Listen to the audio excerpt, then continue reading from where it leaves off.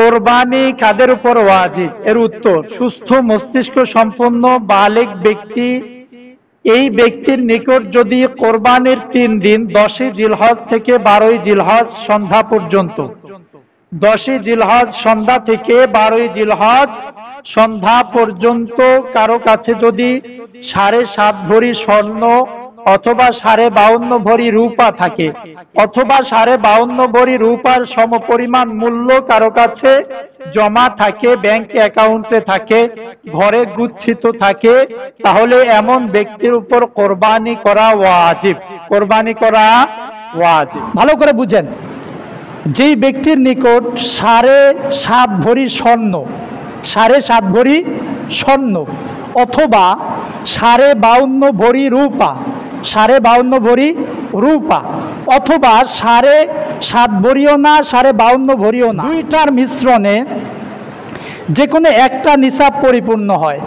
অর্থাৎ উদাহরণস্বরূপ যদি 52.5 ভরি রূপার দাম আমরা ধরি 65,000 টাকা বর্তমানে, বা 60,000 টাকা বা 70,000 টাকা, তাহলে আপনার নিকট যদি মোট 70,000 টাকা ব্যাংক অ্যাকাউন্টে জমা থাকে, কিন্তু শর্ত হলো আপনি কোনো ঋণগ্রস্ত নাই, আপনার কোনো ঝামেলা নাই যে আপনি এই টাকা আপনার জমা আছে, আপনি ঋণও আছেন এই পরিমাণ টাকা, তাহলে আপনার উপর কোরবানি ওয়াজিব না। নিসাবের মেয়াদ কতদিন?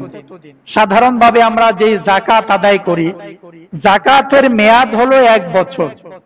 কথার কথা, আপনার কাছে 1 লক্ষ টাকা আছে, এই 1 লক্ষ টাকা যদি এই দিন থেকে হিসাব করে আগামী এই দিন পর্যন্ত জমা থাকে, এখান থেকে খরচ না হয়, যেমন 50,000 টাকা হারিয়ে গেল, 50,000 টাকা আছে, তাহলে আপনার উপর যাকাত নাই। কথা বুঝে আসছে? 1 লক্ষ টাকা যদি ধারাবাহিকভাবে খরচ করছেন, আবার এখানেই জমা আছে, বছর শেষে আপনার কাছে 1 লক্ষ টাকাই জমা আছে বা তার অধিক পরিমাণ জমা আছে, তাহলে আপনার উপর যাকাত ও ফরজ, যাকাত ফরজ। ঠিক অনুরূপ ভাবে কোরবানির নিসাবটা হলো 3 দিন। কয় দিন? 3 দিন। 10ই জিলহজ থেকে 12ই জিলহজ সন্ধ্যা পর্যন্ত, 10ই আরবি জিলহজ মাসের 10 তারিখ সন্ধ্যা থেকে 12 তারিখ সন্ধ্যা পর্যন্ত কারো কাছে যদি নিসাব পরিমাণ সম্পদ থাকে, অর্থাৎ 7.5 ভরি স্বর্ণের সমপরিমাণ টাকা অথবা 52.5 ভরি সমপরিমাণ রূপার যেই মূল্য আছে, এই পরিমাণ মূল্য কারো কাছে যদি থাকে, তাহলে এমন ব্যক্তির উপর কোরবানি ওয়াজিব হবে। নিসাবের মেয়াদ মাত্র 3 দিন। উদাহরণস্বরূপ ধরে নেন আপনার টাকা পয়সা কিছু নাই, কিন্তু হঠাৎ করে আপনার ব্যবসা খুব ভালো, 10ই জিলহজ আসার আগের দিন আপনার কাছে হঠাৎ করে 3 লক্ষ টাকা চলে আসছে, আর আপনি এই 3 লক্ষ টাকা পরিমাণ এখনো ঋণ নাই। 3 লক্ষ টাকা যদি আপনার 12ই জিলহজ সন্ধ্যা পর্যন্ত আপনার কাছে গুচ্ছিত থাকে, তাহলেও আপনার উপর কোরবানি ওয়াজিব। কথা বুঝে আসছে সকলের? অর্থাৎ এই 3 দিনে যদি কোনোভাবে আপনার কাছে ব্যাংক অ্যাকাউন্টে বা যে কোনো প্রসেসে হতে পারে, আপনার কাছে যদি নিসাব পরিমাণ সম্পদ থাকে, তাহলে আপনার উপর কোরবানি ওয়াজিব হবে, এতে কোনো সন্দেহ নাই।